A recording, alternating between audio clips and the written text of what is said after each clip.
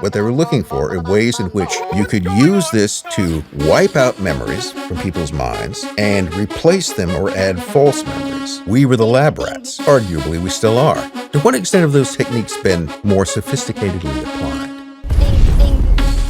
The two key elements in the MKUltra experiments were drugs and hypnosis, usually used in combination. And what they're really trying to do in this, we don't know exactly, because almost all the records of MKUltra and its many subsidiary and allied programs, there's MKSearch, there's MKNaomi, there's a whole variety of them. MKUltra as a term sort of begins to be phased out in the early 60s, and MKSearch becomes the name of it, but they're still doing the same thing. So keep in mind, this fits into the time period. It doesn't technically end until 73. Although, I guarantee you it never really ended.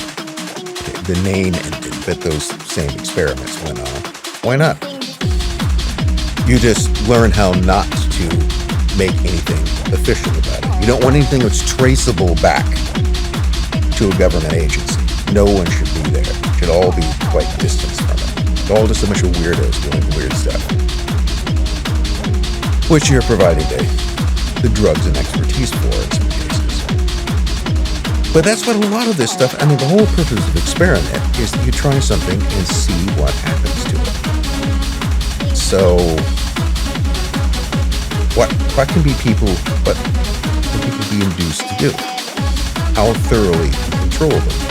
When all of this hypnosis and drug stuff is really about, people always talk about the Manchurian candidate assassin. That's one aspect of it, but the other part of it is just to see whether you can control them, particularly without them being aware that they're being controlled. The architecture, I think one way was good is to understand the architecture of the human mind and then how to reassemble that architecture. And that idea had been around. There was an FBI, I should have brought this with me. I brought it to another interview, but there's an FBI memo from 1949. 1949, 2 years after the CIA was created. 4 years before MKUltra technically exists, although there were earlier programs, Project Artichoke, Bluebird, Chatter, those were all the same. They were just prequels. It's the same program under different names. But it describes a meeting in 1949 at the New York apartment of a fellow by the name of Alfred Loomis, who was a scientist and researcher who did contract work for the government. But it's in a private home. And there were a group of people there.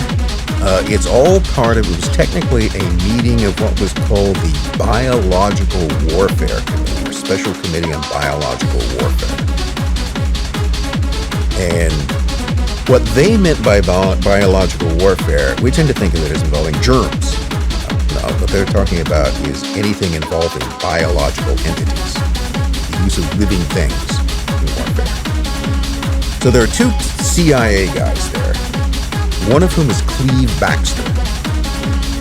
Cleve Baxter is Mr. Lie Detector. Almost everything in terms of the science there is one of lie detectors today comes from Cleve Baxter. He's also the guy that thought plants could feel, which was part of the extension of his work as a lie detector.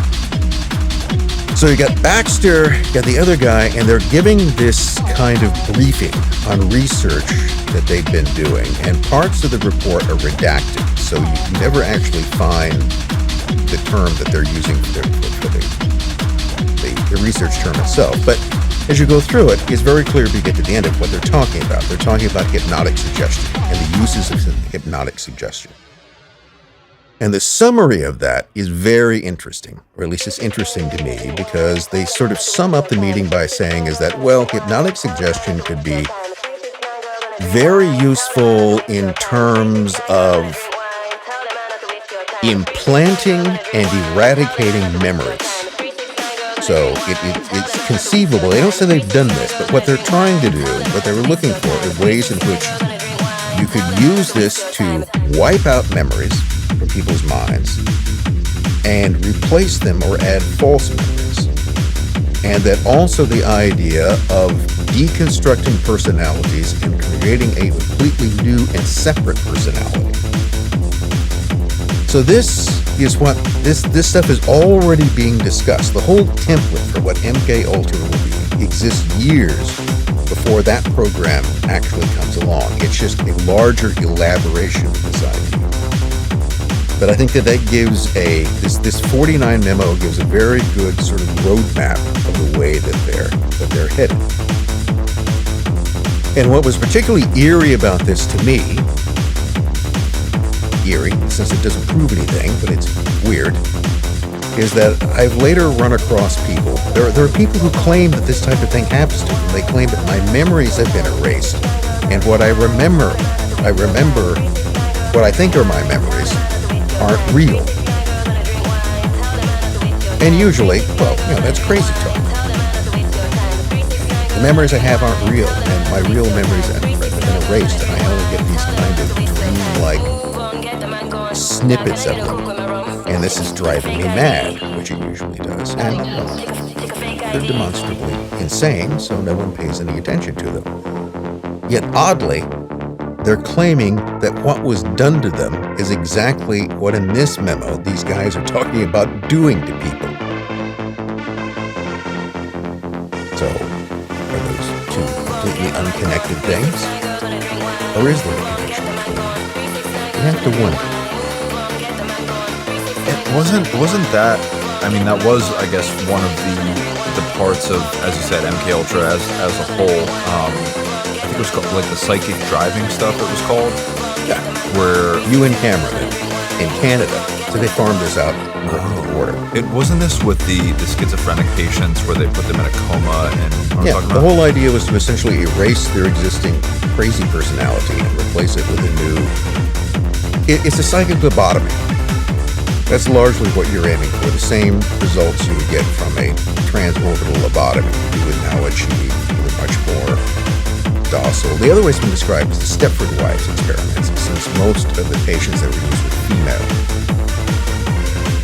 So I know that some of your listeners will not like to hear this, but one of the things that apparently decided rightly or wrongly that females were much more susceptible to that type of control. Which, oddly enough, notice most of Manson's followers notice other things. I mean, there are biological and physical things that we can't necessarily change about that, and call it cultural conditioning or not, but that females seem to be more accessible targets. I've also noticed that in some of the few surviving MKUltra doctrines where they describe a young woman who had a fear of firearms, who was put into a hypnotic state, who was given a firearm and told to go over and shoot her friend in the head with it. And she does it. And then suddenly has no memory. So no, they weren't trying to create assassins. That was just an experiment. So that the subject in those things more often than not, tend to be female as well. So it's, I think it's fair to say that there was a lot of questionable and nefarious things which were going on, but it's all about the manipulation through hypnosis and through drugs, psychic driving, and you do these things in mental institutions because who's going to listen to anybody that complains? Right? People in an insane asylum complaining that weird things are being done to them by the doctors, who's going to believe them? It's perfect. Prisons are another place. It's not a pretty story. It is picking people who are usually have mental issues themselves, who are marginalized and vulnerable, who no one would believe if they came up with any story, and using them as lab rats.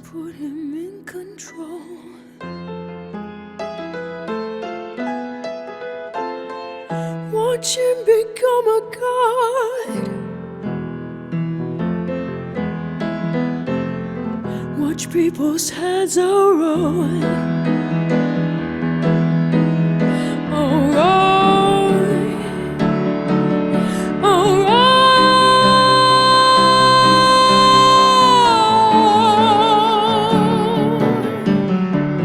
Just like the pie let rats through the streets.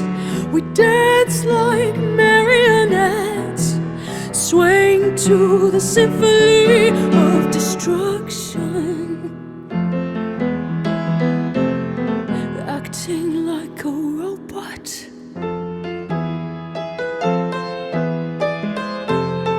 It's Meadow Brinkerite. You try to take its place before the head explodes. Explodes. Explodes.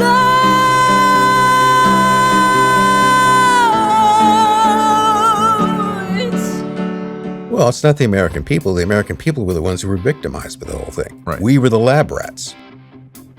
Arguably, we still are. Just perhaps with more... To what extent have those techniques been more sophisticatedly applied? So the question always comes down to, when did everybody decide this was a bad idea and we're going to stop doing it? Personally, I don't think it was. Why wouldn't you continue with it? I mean, you're always told that it didn't achieve anything, didn't work. But if it did work, you couldn't admit it. Because if you said that it worked, then you would be giving away to the other side that it worked, and that would then encourage them. Or you say that it worked to encourage them. Remember, it's disinformation. You can claim that you performed experiments that worked simply to lull your opposition into wasting their time in that direction because they don't want you to get ahead of them. But then if you actually stumble across something that would be really important and secret, then you must keep it secret, which means denying that there was anything that was ever achieved out of it.